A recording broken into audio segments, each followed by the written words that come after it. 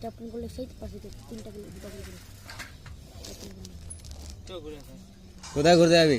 হ্যাঁ ওই ওই কতক্ষণ লাগবে রে?